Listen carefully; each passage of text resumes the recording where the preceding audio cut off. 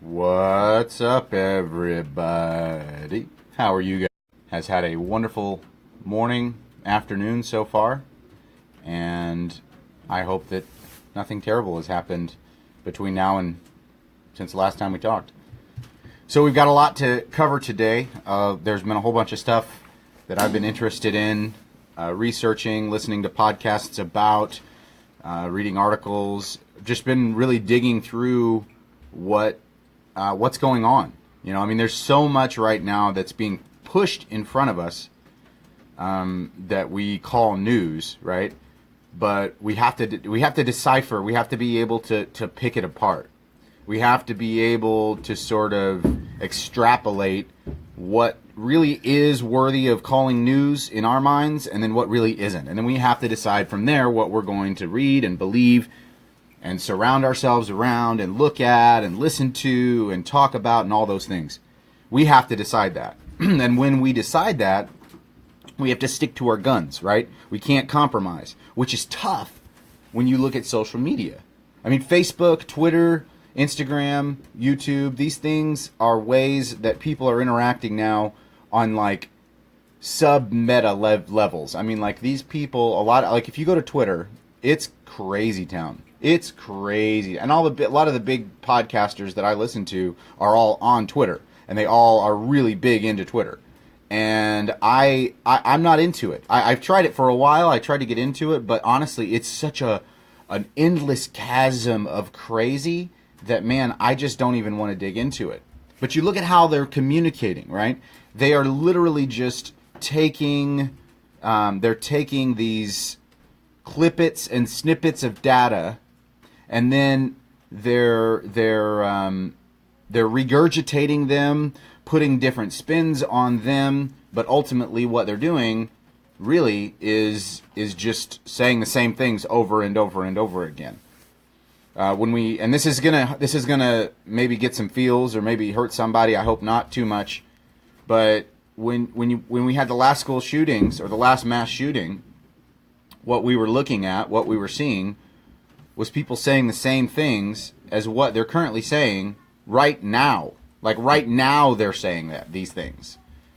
The same things they've been saying, right?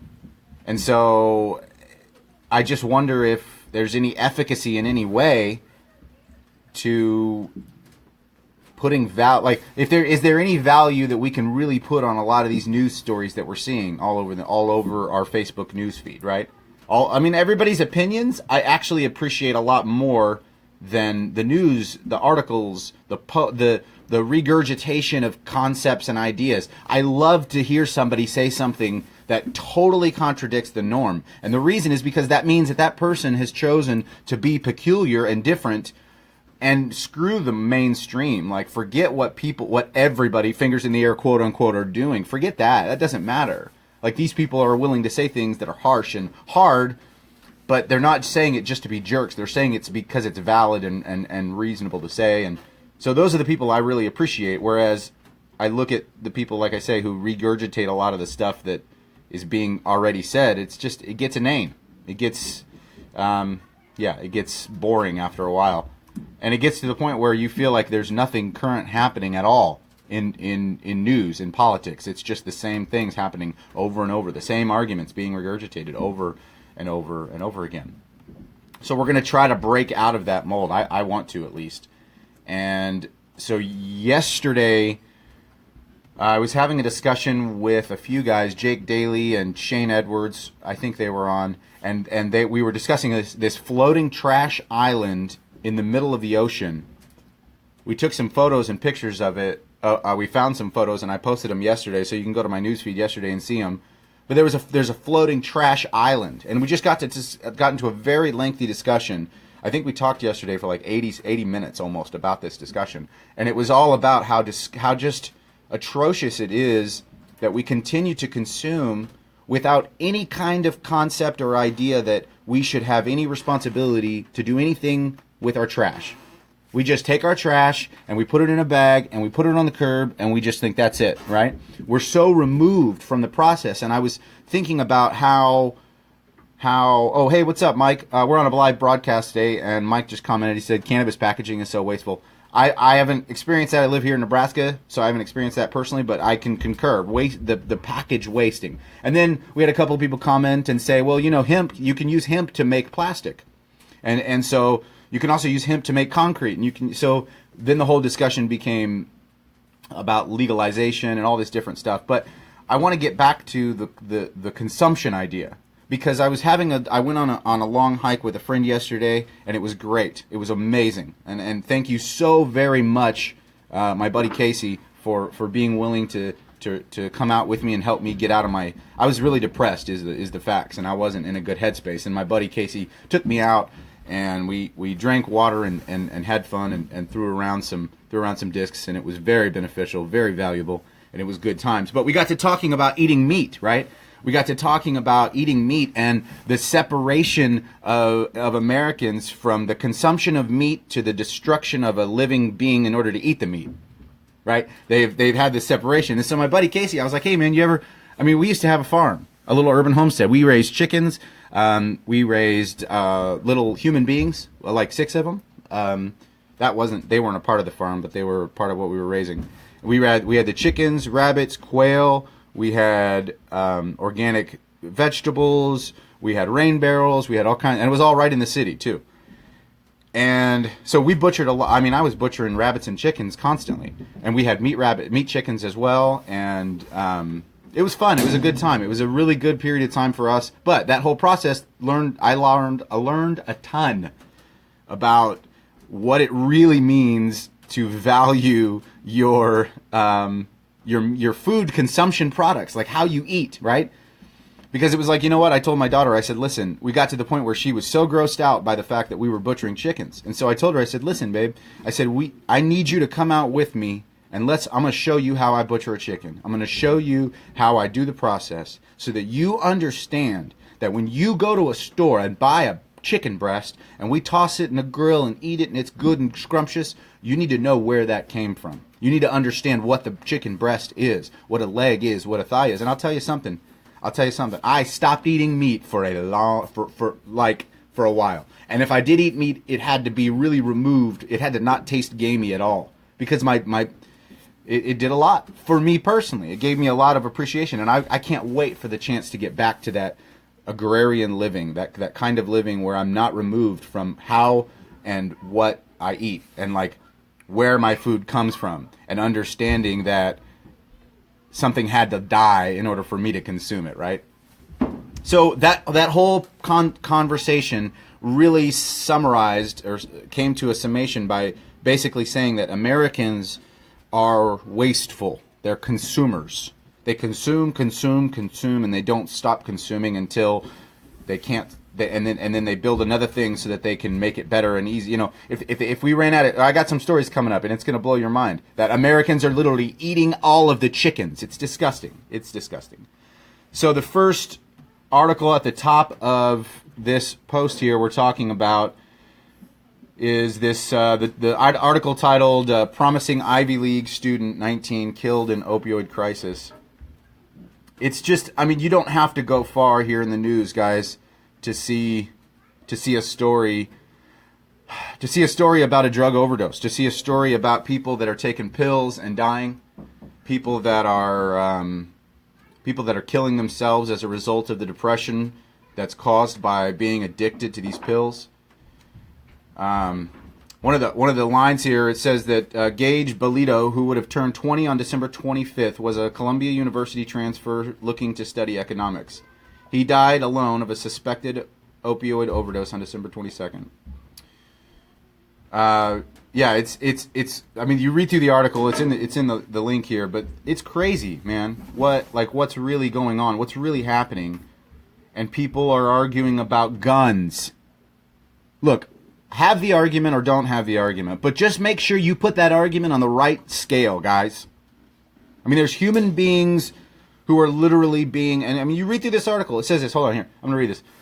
Their son was driven, and from his early teens wanted to follow in the footsteps of his successful family. He had his list of best colleges, so they're just going through and they're basically saying, this guy was motivated. He was a go-getter, right? And what basically happened was, I mean, he just went down this route of sort of recreational drug usage. Which, you know what? I'm of the opinion, and this is a radical view, so you can go and hang me up and dry. But I'm of the opinion that all drugs should be legal. Absolutely, make them legal, and here's why: because the current way it's being helped and dealt with right now isn't working. So let's just shake the Etch-a-Sketch and start over. And then let's subjectively and objectively look at all of the variables. Let's evaluate every single element of every single product. And then let's decide from there what should and shouldn't be illegal. Let the people truly decide. But because we've sat back and we've allowed our government to make the decisions for us in so many other areas, we've allowed them to make the decisions for us because it's convenient and easy and we're fat and lazy. We've allowed them to make the decisions for us, and now we're in a position where this is a thing we're looking at. Where we literally have hundreds of thousands of people dying as a result of consuming a substance that the United States federal government says is not just good, but helpful and required in certain circumstances. Again, we're talking about an article, promising Ivy League student 19 killed in opioid crisis. Here's a quib from the article. It says, according to the Post, Gage lied to a psychiatrist to up his prescription of Klonopin, an anti-anxiety pill. He'd also been prescribed, I don't know how to pronounce this, Vyvanse, Vyvanase, a stimulant, and it's known as Ritalin, to treat a disorder. It was way worse than we'd ever imagined, and often this is just crazy. The more and more you hear about these kinds of things happening, these dudes dying, these women, these human beings, these valuable human beings are literally just being ate up alive and either killing themselves because they want to or killing themselves because they overdose. It's happening on an astronomical level. And I'm not even just talking about veterans, you guys. I'm talking about American human beings. And not just Americans. It's across the country. It's across the world. So I wonder when it's time for us to make sure that we're talking about the right things, and when is it okay for us to say, hey, that's not as important as this. There's got to be a moment somewhere where we can say that, where we can talk at our news feed and all these people in our news feed and talk at them and tell them in a loving, kind way, very clearly, hey, check it out, man. That's not as important as this other thing going on over here. So let's put our attention on it. But I feel conflicted because there are so many things that are so important that you look around and it's like, man, there's things happening all around you that really are worthy of some kind of attention in some way. So talking about trash, talking about consumption, talking about, we had this discussion about the trash island that's floating around somewhere in the middle of the ocean. Well, there's an article in the link here I posted. The title of the article is that in Mozambique, rubbish dump collapses and kills at least 17 people. This is from the BBC News. Again, the article is right there in the description. The pile of waste, some 49 feet high, gave way in heavy rains. The dump is known by the home of some of the poorest residents in the area. So the Mozambique is probably one of the most terrible places in the world. All the photographs I Googled and looked up for Mozambique were terrible. So not only is it terrible and third world and people are dying of all kinds of terrible diseases, and there's famine, and they're war torn, and there's civil war going on left and right, and everybody wants to kill everybody. Now their homes are being literally crushed by the amount of trash that's piled on top of them. It's absolutely terrible. And the thing is that these numbers that they're saying have died, according to this article, the numbers aren't even coming in all the way in yet because they haven't picked up all of the trash. They actually have to move literally tons of trash in order to find the bodies that were crushed underneath these homes that were underneath this pile of trash rubble. But remember, guys, guns are important to talk about, right? Right? That's important to talk about? I don't know. Maybe not. See, like, that's where I get so conflicted, because it's like, yeah, we have these things happening and we want to debate about politics, and Trump said this on Twitter and these things are going on, but look at this over here. Look at this over here. It says that many, including children, have little choice but to make their homes either on, next to, or in the dump. The dump not only provides them with food, but also goods to sell. So they eat out of the dump, they pick out the trash, and they go and they sell the trash. We've created an entire economy out of the amount of trash that we're dumping on the world, guys. It's just so terrible. It's so terrible. It's so terrible. We've got to do something different. We've got to change the pace. We've got to think differently about the way we're consuming, the way that we're packaging, the way that we're thinking about what we're buying. I mean, it may be easier to buy something bagged in plastic, but if there's a way I could buy it when it's not bagged in plastic, I'd rather do that because it wouldn't waste the plastic. I know that sounds ridiculous, but think about the amount of plastic that's being consumed, right? Think about the amount of plastic that's being consumed in juxtaposition to the amount of human beings literally living in filthy garbage, living in garbage. In Mozambique, these people are living in garbage, you guys. That's pretty gross. That's terrible. That's heinous. But remember, we're going to worry about what Trump said on Twitter, right? No, I'm not trying to make it, one thing more important than the other. I'm trying to bring perspective. I'm trying to make it seem like it is definitely hypocritical to complain about this or that with my, the things that I complain about in my life are tough for me. But when I look at them and I compare them to the folks in Mozambique or the family of that Ivy League student that killed himself or died of opioid overdose, I think, man, I should shut up. I should shut up a lot. I shouldn't be complaining as much as I am. I shouldn't be whining as much and bickering and fighting and just going on and on and on and on and on. It's so dumb. The amount of time that we waste complaining and bickering on Facebook, it's so frivolous, you guys. We've got to refocus. We've got to stay on point. We've got to stay on point. So again, if you have want more information, I'm going to little plug here about the advocacy work that we do here in Omaha, or more information about service dogs, veterans, that kind of stuff, please visit BorisTheServiceDog.com. It'll just take you to the Facebook page, which has tons of updates, videos, cool pics about my cool, amazing black dog named Boris. Boris, can you say hi? Nope, he doesn't talk. That's right, because dogs don't speak English. So the next time you see a dog in public and you're asking a question, hey, does that dog talk? Or, hey, Bubby, he doesn't talk. So dogs don't talk English, not yet at least. Moving on, modern advances in technology have given us the freedom to have millions and millions of news articles right at the tips of our fingers. We literally can know anything, and I decided to use that resource to find out if KFC is running out of chickens, and it turns out they have. I went and found this article on the BBC. It's in the description here. Here's the title. It says KFC has closed more than half of its 900 UK outlets after delivery problems meant they ran out of chickens. Last week, the fried chicken chain switched its delivery contracts, and they had to close their stores. And it was really funny because when you go to their Facebook page and go back and look over some of the posts that people were upset about it, it was these fat people, and there was so many. I know that's really mean to say, but I'm telling you the facts. They were very, very, very large people going out on, and I think they were like trolls. I don't think they were real Facebook profiles, because some of the profiles were like caricatures of people who would go to KFC. You know what I mean? Caricatures of people who would live their lives around KFC and lose their brain if KFC closed. Well, apparently that was what's happened, but I found it absolutely hilarious. And just another sign that maybe we shouldn't be so attached to these kinds of things. Maybe it's actually bad that KFC exists and that it can make millions of dollars every year.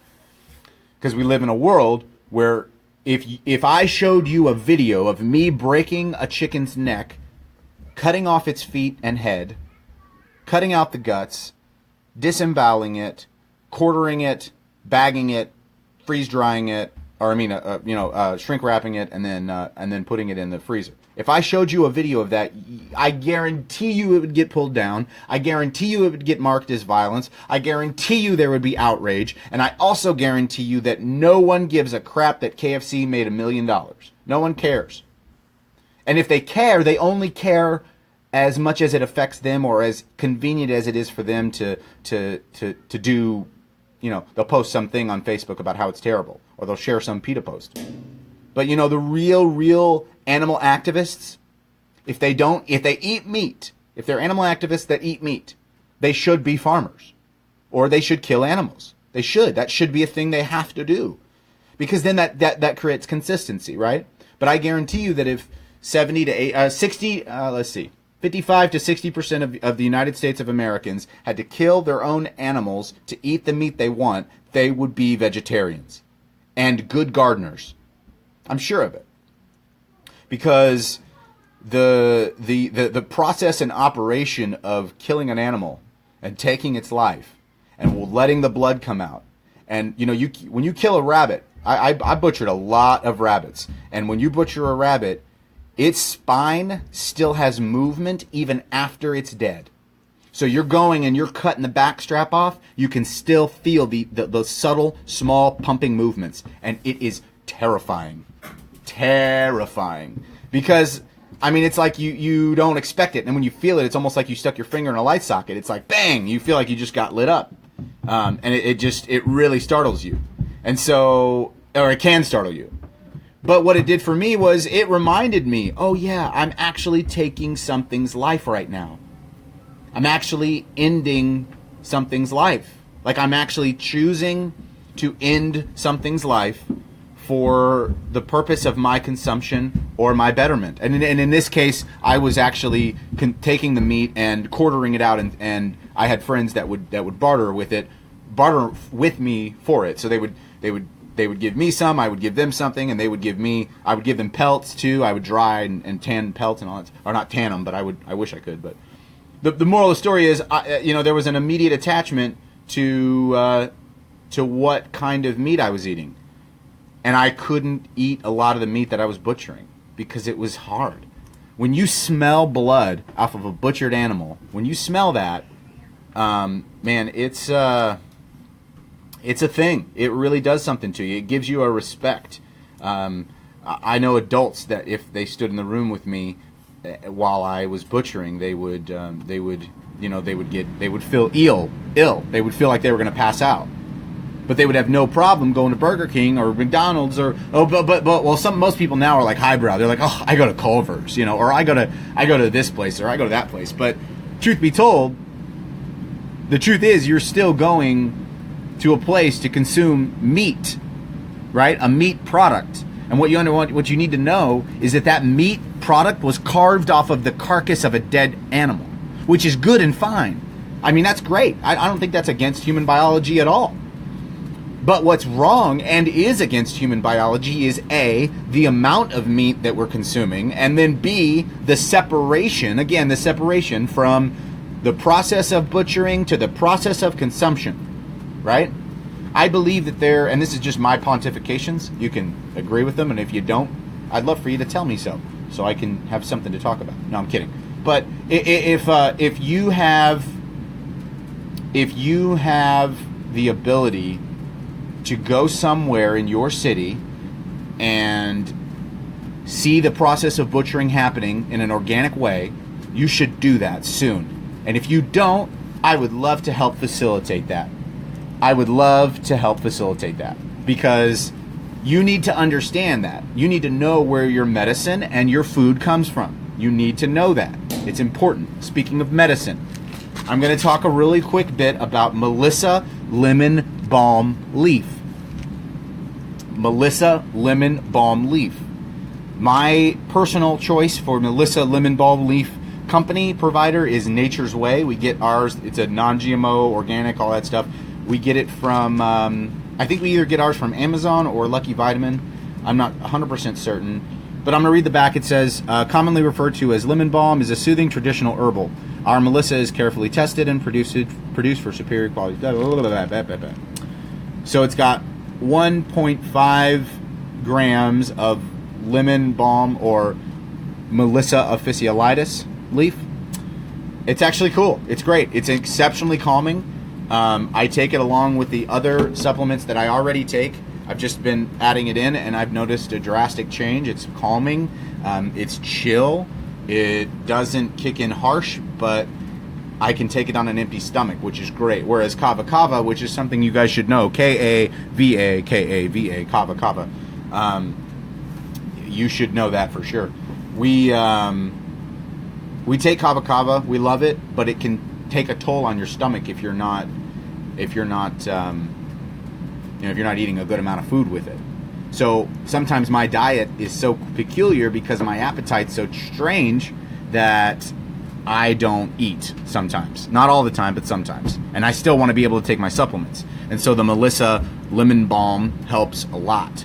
It's again a capsule. I don't know how much the bottle costs. It's got 100 capsules in there, 500 milligrams per capsule.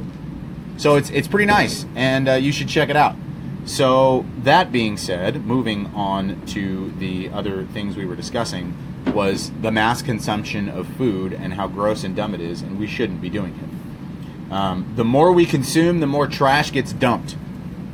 The floating trash island in the ocean, the Mozambique rubbish dump falling on human beings' homes and killing them, those sorts of things are bad. They shouldn't be happening, primarily because we should know better, but also because if we make a problem, like if we create a problem, we should fix it. Like that's how we were raised. Like if you open a door, you close it. If you walk out somewhere and you leave a mess, you don't leave it like that. You leave it like you were never there. Make it look like you weren't there. That's a rule I grew up with. It's a rule that most human beings follow. You don't leave a mess. Your mama don't live here. But the problem is most Americans have disassociated themselves from where their garbage and trash and food goes to and comes from. They don't give a crap. They don't care. Why? Because it's convenient, and convenience is reigning on our altar of God right now for most human beings. Unfortunately. The outrage in the UK over the 900 KFC stores closing because they didn't have chickens. Right? The Mozambique rubbish dump falling on human beings. It's all about consumption and gives me more. And what I'm trying to encourage you guys to consider through the means of this podcast and a little bit of perspective is that there are other means, there are other ways, there are other methods. We need to know where A, our food comes from, and B, our medicine comes from. We need to know that. So I'd much rather take my Melissa Lemon Balm leaf 2 or 3 times a day than take Klonopin or Zoloft or these other things that are going to cause me all sorts of problems in the future. This guy, the guy that died, the kid that died is just one example, but there's veteran after veteran after veteran that I know who experienced these sorts of problems with pills and food and diet. It's tough. It's really tough. It's exceptionally difficult. So talking about veterans going on, again, real quick plug here, if you guys would like more information about the local advocacy work that we do here in Omaha, please visit BorisTheServiceDog.com, or for more information about the national stuff we're doing, go to VeteransForNaturalRights.org and check out their Facebook page. We're constantly trying to help veterans get more information about what they can do to obtain safe access to legal, legitimate medicine, resources, data, fellowship, camaraderie, service dogs, information, everything we can do to help this veteran community get better. Hey, what's up, Joshua Pete? Glad you're here, man. So, excuse me. So check those things out. Please and thank you. In the description of this live podcast, there is a bunch of different articles. We've talked about the trash. We've talked about the chickens. We've talked about the opioids. Now we're going to talk about the veterans. So check that article out there. It's at the very bottom. The article title is from 11 Alive News out of Atlanta, Georgia. It's titled, Veterans Denied Claims Because of This Little Known Rule. It says that investigation has discovered that VA has denied paying for thousands of emergency room visits for Georgia veterans because they haven't visited a doctor enough.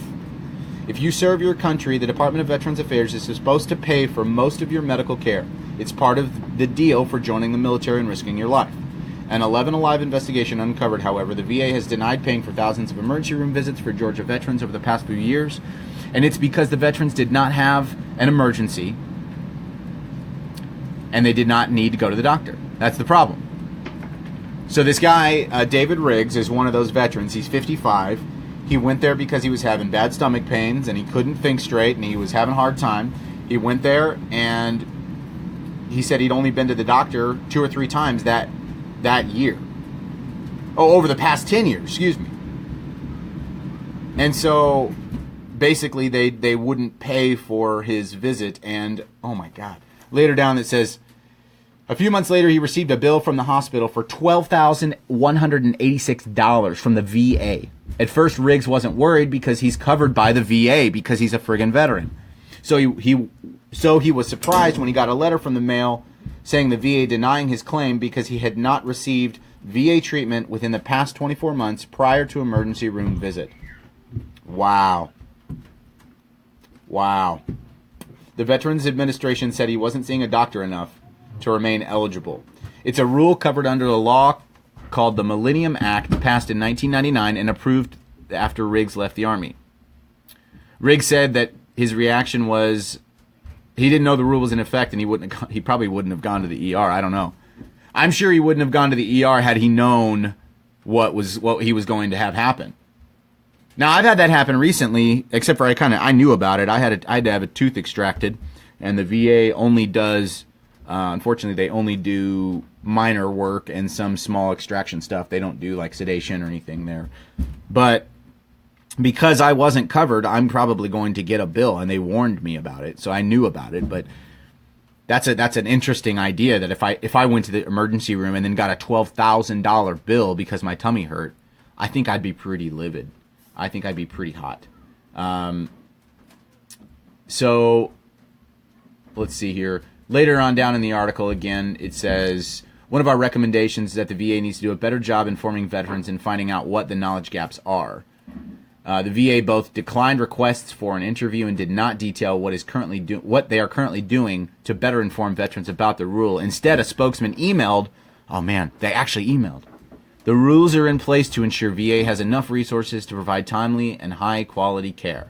A system in which VA approves every emergency room claim for every veteran, regardless of service connection or insurance status, would be fiscally unsustainable.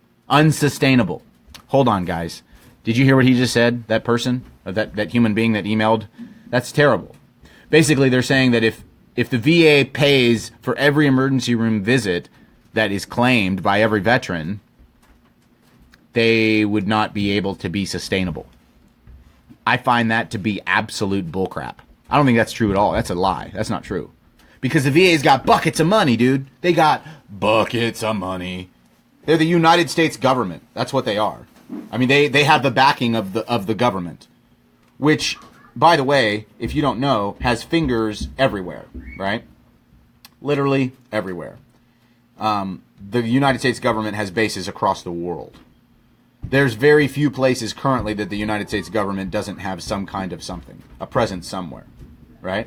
And that's the very same government that is claiming that it would not be fiscally sustainable to give veterans treatment and care every time they went to the VA.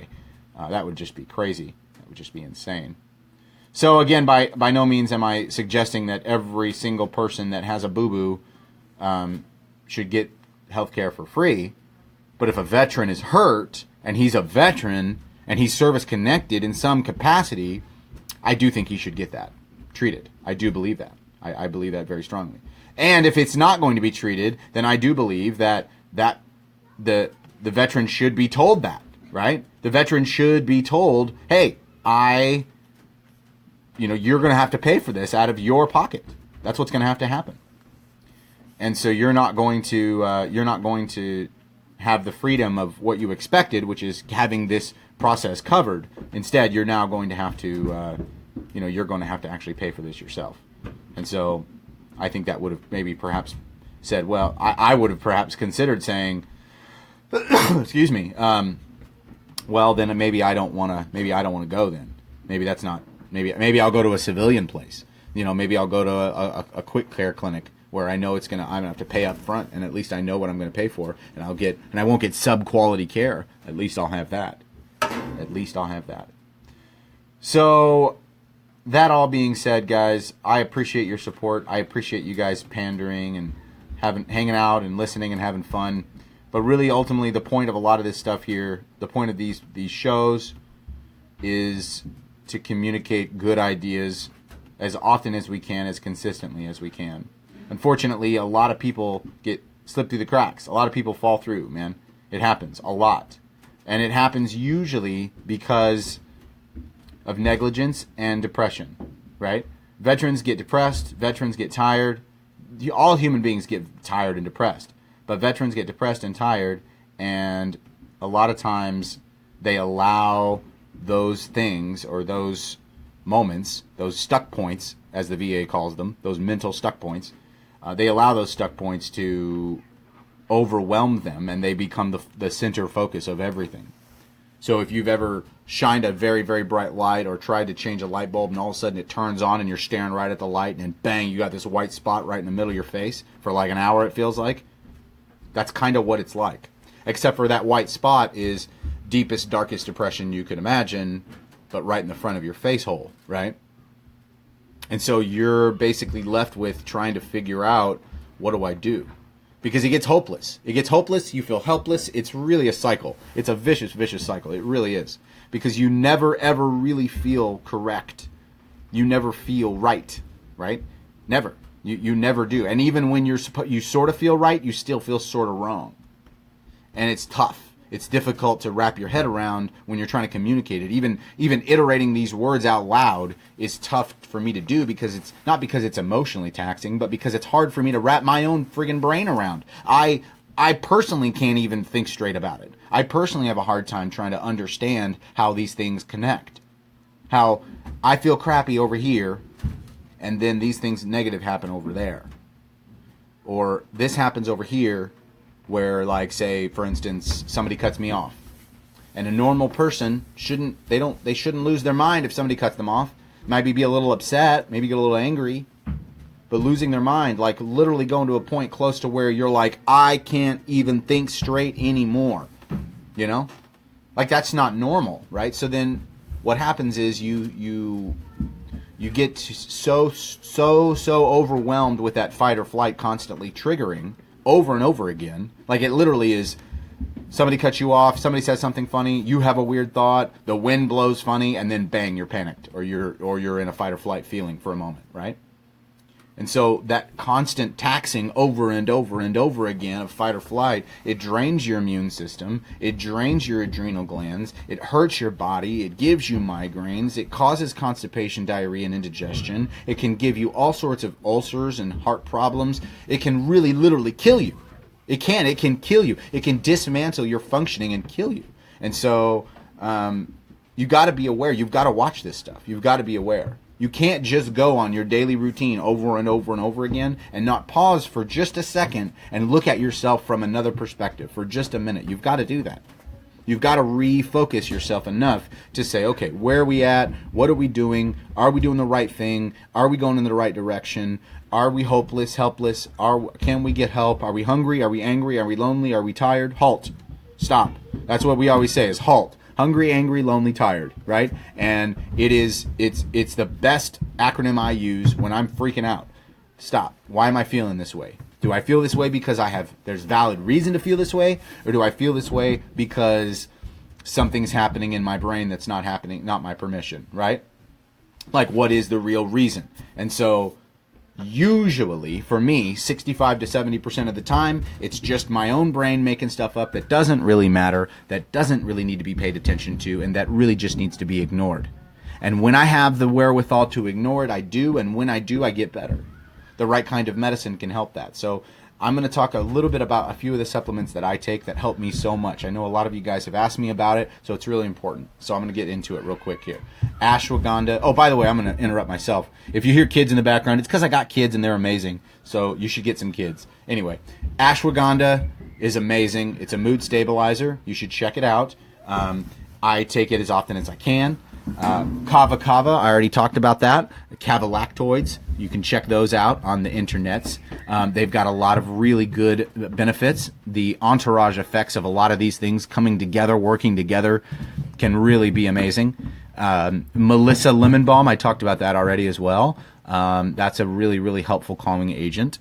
Let's see, what's another couple good ones? I don't really typically endorse any products that are multi-level marketing.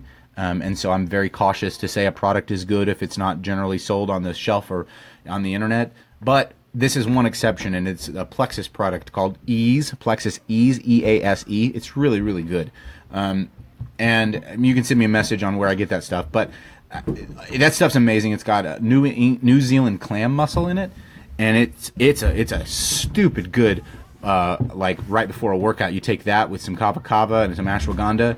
It's really calming. It's really effective at just undoing and dismantling all of the garbage that keeps you from doing the good things that you know you need to do.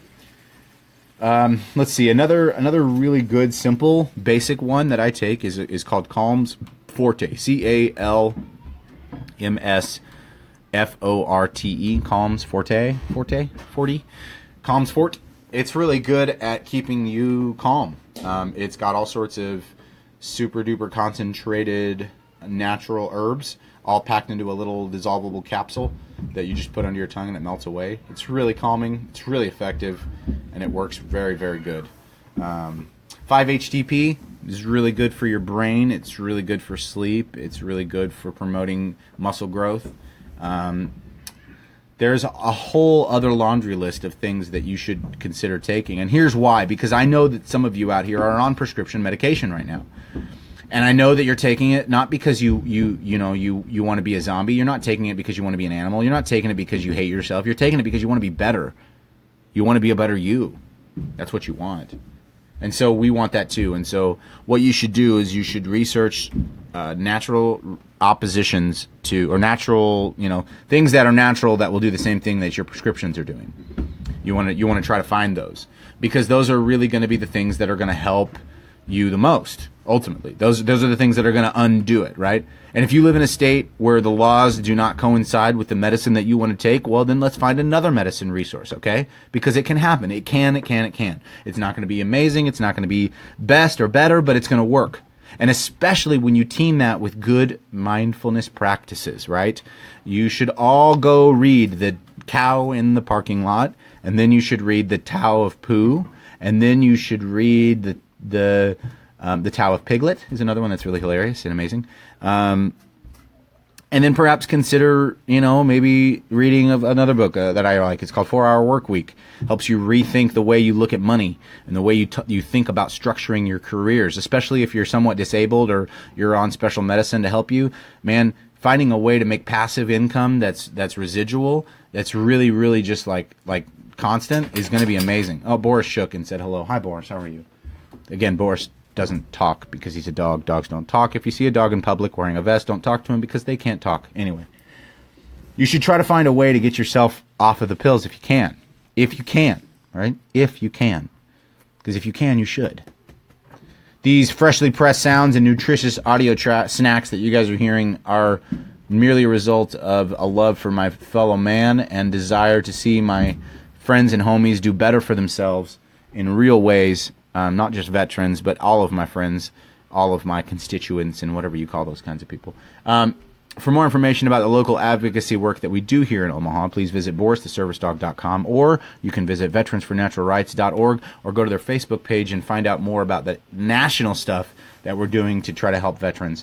Hiking is a thing we're going to be doing a lot more of. If you live in the Omaha metro area and you'd like to get to hiking with me, let me know. We've got so many plans this spring. It's going to be amazing. If you're a veteran and you're listening to this, then you should definitely go to Veterans for Natural Rights Omaha and like the page and send us a message so that we can get connected with you, or send me a message because I want to get connected with you and get you out on hikes with us. We've got a friend, Steve Talley. I'm gonna mention him here in just a second, but Steve is a cool guy who really wants to kind of break the mold with his bow making. Here, let me tag him right here. Bam. There you go, Steve. You're in the comments. Steve makes bows. He's a hunter. He's an amazing hunter, outdoors, wilderness genius guy. And he makes these, he's trying to make these handcrafted bows. And they look so slick. And so what we're trying to do is help get him with other veterans and have like a workshop where veterans can basically have access to another veteran and fellowship and, going and finding the wood and carving it and making it and then eventually scheduling it where they can go out and go target shooting with it, like that would be a blast. Another thing we're looking at doing is we've got a friend, Nick Evans. I'll mention him here real quick. There he is. I mentioned Nick there. Nick Evans, he's into brewing. He likes microbrewing and all kinds of beer brewing and stuff, and he finds a lot of good therapy in brewing. And so we can get a group of veterans together and go down to Nebraska Brewery and talk about the process and go through it and brew our own beer and have a cool party where we get finished and have the opportunity to get together and eat some food and try our own homemade veteran beer, those are all things. And then equestrian therapy, going out and riding horses. These are all things that we want to do. And fishing. Oh my gosh. Fishing for me is a thing I'm a freak about. I love fishing. I'm constantly during the spring, summer, and fall, sometimes during the winter, but not usually. Spring, summer, and fall, I'm on the water if I can and fish. And I love crappie and bluegill. And yeah, I love fishing. It's a really therapeutic thing for me indeed. And so, Steve's got the bows and the finding of the bows and the hunting and the craftsmanship. That's so amazing. And then, Nick loves the brewing and the microbrewing and helping veterans in that way. And I love the service dogs and natural medicine and sort of like hiking and camp. I love it all. We all love all these things. And what we're trying to do is let you guys know that these kind of resources are not on accident. I didn't meet Steve accidentally. I didn't meet Nick accidentally. I didn't meet all these people that I know accidentally. We're friends for a reason. I'm friends with these people with intentional purpose because I can't be alone anymore. My buddy Greg, I'm Boomer, all these guys that I know. I mean, I think about you guys often, and I'm not friends with you guys accidentally. My brother Russell is listening, Spencer, Elizabeth, Nancy, Mike, all you guys are amazing. Derek, Doug, all of you folks are and it's intentionality. Shane too. There's intentional purpose in being friends with these people because I can't do this thing here alone. I can't do this alone. And I have no intention of doing this thing here alone. And so surrounding myself with intentional purpose with people who matter is very, very purposeful, and it's proven beneficial. I mean, like if we were to look at cause and effect, the effect is good because I'm a better person. And when I'm alone, I call someone and they help me. Or when somebody else is alone, they call me and I help them. And we're connected and we're accountable to each other in real ways that are sort of somewhat even unspoken, but in other ways explicitly stated. So it's never about like this, like, oh, how are you? Oh, I'm good. No. How are you? Oh, I've thought about death and destruction for the last couple hours. How are you? Oh, cool. Let's talk, man. Let's chat, dude. Let's do that. Let's have conversations, and those kind of conversations can happen. And so a few of my friends, a couple of my friends, a few of my homies, they maybe think I talk too much about the natural medicine, but I don't think that it's understood how life-saving it is, right? How life-saving it can be. But when you just take the medicine, whatever the medicine is, it doesn't matter the name of it. When you just take it, not the pills, I'm talking about the natural supplements. When you just take it and don't do any hard work along with it, I don't think it's going to work. And that's what I come to the conclusion of last night, is that you take a sleeping pill, that's lazy. Ooh, Tim, shut up. Shut up right now. You're telling insomniacs that they're lazy? No. I'm not. Calm down. Don't get your panties in a twist. I'm saying I am an insomniac. I don't often sleep. And I recognize that sometimes I need a sleep aid, sometimes. And I do everything I can to not need it. And jiu-jitsu helps, and getting active helps, and my dog helps, and hiking helps, and staying active and fit, and eating right. These things all are important elements of good sleep, right? But sometimes they evade me, and I need something because I can't function without sleep. So I'll take this over-the-counter natural sleep aid, right? And it just came to me, the conclusion was like, this is the lazy American way. KFC ran out of chickens. Trash fell on top of human beings and killed them. There's a trash island floating in the ocean, and people are consuming pills at astronomical rates because they want to feel a certain way, and that's lazy. That's laziness, in my opinion. That's how I view it. Because like you, back in the day, you never saw people taking over-the-counter medicine, or even any kind people didn't often need to take sleep aids. Why? Because they worked their butt off from day up till day down. They never stopped working. They never stopped moving, and they were constantly eating. My grandfather ate like a beast and never gained weight until later in his life when he stopped working. He'd wake up and he'd eat, bacon and ham and mashed potatoes, like fried mashed potatoes, smushed down on the griddle with salt and butter and 6 cups of coffee and all that stuff. And he did just fine. Ultimately, unfortunately, he did die of diabetes later in life because he didn't get as active. But the point is, there's a relationship between the amount of work you do, physical labor work, and the amount of sleep you get. There's a relationship. And diphenhydramine, or whatever that stuff is that helps you sleep, whatever, I don't know, diphenhydramine, I don't know if I'm saying it right, the over-the-counter stuff, it put me in a place where I slept. I did. But it felt dirty. It felt like I was cheating the system. And I felt like my body knew it. I'm for real. It felt like that. But I knew what I was getting was what I needed, but it made me almost want to cry and weep for the mats, for my jiu-jitsu mats. It made me want that because I knew that if I had been on the mat that night, I wouldn't need to take this pill because I would be dang exhausted. I would want to eat a bucket of tomatoes and lettuce and cucumbers and bread and protein. I would want to eat all that and drink, and then I would want to go to sleep. Drink a big glass of water and some orange juice and just go right to sleep.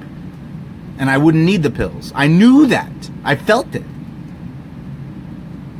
But I also knew that I couldn't go do the jiu-jitsuing and the eating. I couldn't. It was too late, and I didn't feel well enough, and I needed to get rest. So I did take the pill, and it helped, and it put me to sleep. And I woke up today, and I wasn't in a terrible mood. But the point is, we've got to recognize the connection and the relationship between what we put in our bodies and how it gets there. When we eat a chicken, we have to know that that chicken's head was ripped off, its feet were snipped off like limbs on a branch, its guts were ripped out of its butthole, and it was then cut and quartered and sliced and diced, and you ate it, right? That's a fact. And so I don't really think at all most Americans would be perfectly okay with that, seeing that. If you went to a restaurant and you had to watch everything live get killed, would you eat there? Probably not.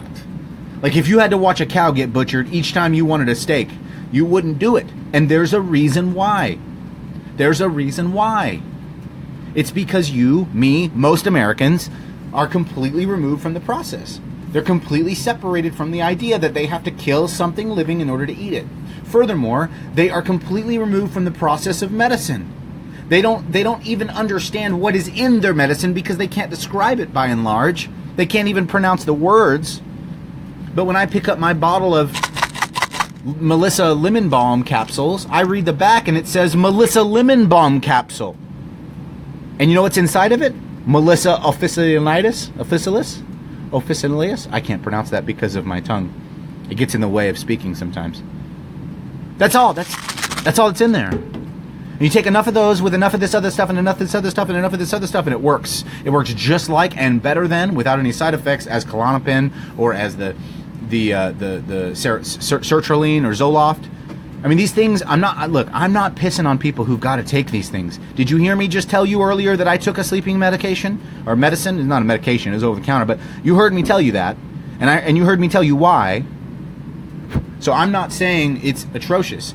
I'm just saying we've got to understand the relationship and the connection between what we eat and what we put in our body and how it gets there. If we're not growing our food, how does our food get into our bodies? How does it get into, well, we go to a store and we buy it. Well, where do they get it? Well, then where do the distributors get it? Well, where do they get it? Okay, well, let's go back to the farmer. How does the farmer grow it? That's the problem. That's a big part of the problem. How our food is farmed, how it's created, how it's packaged, it all is leading us towards this idea that it's okay that there's a giant island of trash floating in the middle of the ocean. An island big enough that people could probably get on it and live, I bet you somebody's done it. I bet you somebody has done it. You guys should Google it and check it out. We've got to understand the relationship between food and our bodies and food and our environment. We have to know the difference, and we have to respect it. And the more we respect it, the sooner we'll see change. The sooner that we respect that relationship of life and death, because we have to kill something in order to eat. Something has to die in order for us to survive. And I don't think anybody listening at least, would be willing to eat at a restaurant called Kill 'em and Bleed 'em. Or maybe some people would out of irony. But if you were, if it was, I'm from Omaha, so if you go to the stockyards in Omaha, it's still, to this day, there's no animals there, but it still smells like farts and grossness and death.